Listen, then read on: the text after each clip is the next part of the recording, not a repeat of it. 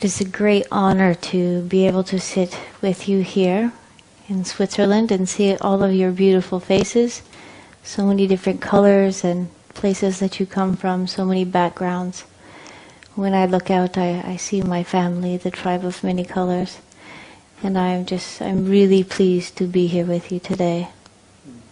It was several months ago that I was at another workshop working in Arizona, in the United States, and I went outside to say my prayers as I do every night, and I was shown something very particular. I was shown a very beautiful city, and the bells were ringing, and in front of me stood this great big building which I thought was a church, and it was lit with lights around it, and I was told to go to Switzerland, that the people needed to hear the message. And I said, okay, I will go. And it wasn't a week later that I received Vitkam's invitation. And I said, yes, I will go, knowing that I had to go to Switzerland. And today, as I was saying my prayers just right outside, the bells started chiming, and I looked up at this building with the lights around it, and I realized I was here. I was seeing it for the second time. So I know I'm exactly where I'm supposed to be. My name is Keisha Crowther, and I come from a very, very small town in Colorado. And ever since I was a child, I was able to see energy inside of anything that was alive. Many colors vibrate through anything that is alive. And I've been able to speak to animals and hear what they have to say from a very young age. And most people think that would be really cool, but as a little kid I knew that I was very, very different. And so this made my life very hard, not being like everyone else. And I was learning lessons from the other side. A voice would teach me very specifically things that I needed to learn so that one day I would be able to teach these things. But for a long time I just thought I was crazy. I thought I was different, and I didn't understand why I was hearing and being taught from a voice. I didn't understand why I was seeing energy or why I could hear animals. And for a long time I just thought I didn't have a place in this world. But when I turned 30, I received a phone call from the indigenous tribes of North America. And an elder told me they knew that I was being taught by the other side since a very young age. And they told me it was time for me to become the one to be called Little Grandmother and become a shaman and a wisdom teacher. And that there were others just like me. There were 11 others, wisdom keepers, who were just like me, receiving the same messages. And we had a very important role to play on planet Earth. I was not raised to be a public speaker, and so this is very hard for me. I'm still learning. But I did promise to be the best wisdom keeper I could be, and to be the best shaman that I could be. And so although it is scary, I am here to teach you about the lessons I was taught from the other side, from Mother Earth, and from my indigenous elders, the Continental Council of Indigenous Elders. A long time ago on planet Earth, something incredible happened, and the poles shifted. And the people living at that time, a long time ago, were the Atlanteans, the Lemurians, and the Sumerians. They were very real people, not things that you read in story tales or fairy tales. They were very real. They were our ancestors. And when the poles shifted, an ice age began. And they started to go through this ice age, and then when the ice started to melt, the waters came up and started taking over their lands. And when the waters rose, they got into their different ships and went to different places of our planet and started living in different areas of our continents. The Mayan people are Atlanteans. The Aborigine people are Atlanteans. The Hawaiian peoples and the peoples of the Indonesian islands are the Sumerian people. The Wataha people of New Zealand are Lemurians. And so their ancient teachings and their ancient wisdoms are still alive on our planet today. Their ancestors held these truths, and now these truths are being asked to give it back to the people. Their prophecies, these people's prophecies for hundreds of years have been talking about a time on our planet when the poles would shift again, and now it is upon us. For hundreds and hundreds of years, the prophecies from indigenous tribal people have been saying a time would come when Mother Earth would shift and be reborn into her heaven. And at this time, the people living on planet Earth would have to switch from living from a mind consciousness into a heart consciousness if they wish to enlighten during this shift.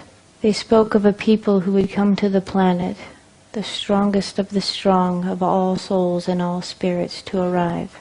And these people would shift the consciousness from mind consciousness into heart consciousness and change the world. And these people would be called the tribe of many colors.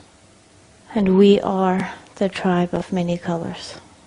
It is us that they were talking about. We are the ones we have been waiting for. The pole shift is happening. It is not going to happen. It has already begun.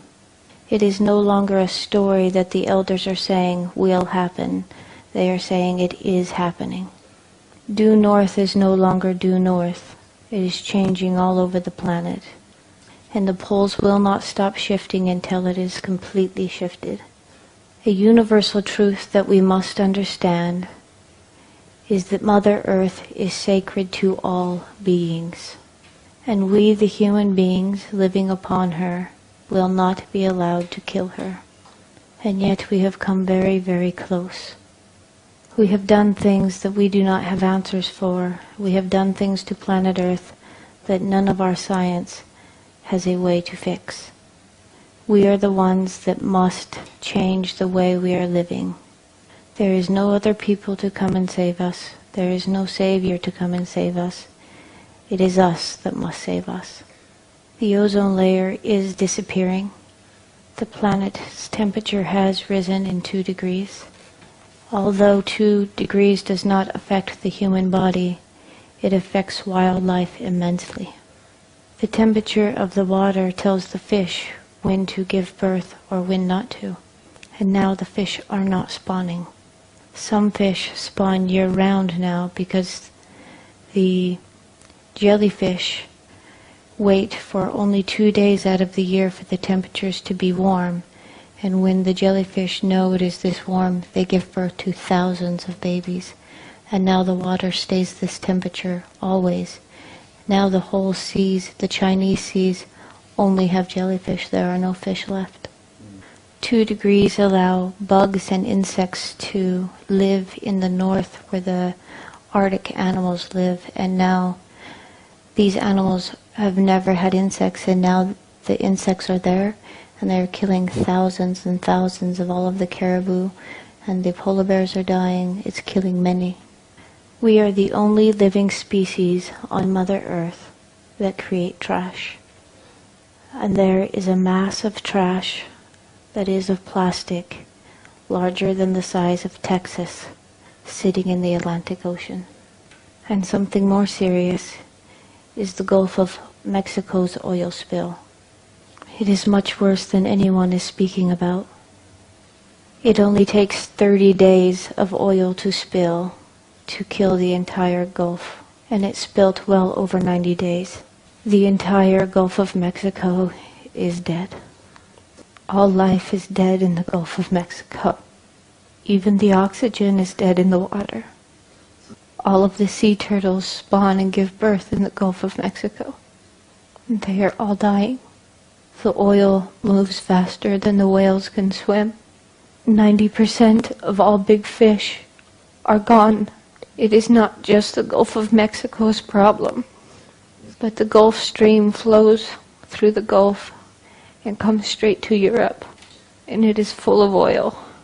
Underneath where it spilled is a chamber larger than Mount Everest, full of oil and toxic gas that is large enough to split North America in two. Even if the smallest amount of gas leaks out, it will kill life in 20 miles inward of land automatically. And that's just if the smallest amount leaks out. We have done damage that we have no answers for. All of the science in the entire world does not have an answer to fix this. We have all but killed our Mother Earth, and yet she still keeps giving us our every breath, every drink of water we have ever swallowed, every meal we have ever eaten, because she loves us. We must have a relationship with our Mother Earth. She is your mother. It is a universal law that Mother Earth is sacred to all beings, and it is a universal law that Mother Earth will go on, but that humanity will be removed before we kill her. And so now we realize how important the next couple of years are. The poles are already shifting. She will be reborn, but if we wish to go with her, we must start living from the heart. The more loving you are, the more intelligent you become. It is our only chance. This is not a story. This is really happening. This is real. So many of us are going throughout our days not even being aware of what is happening.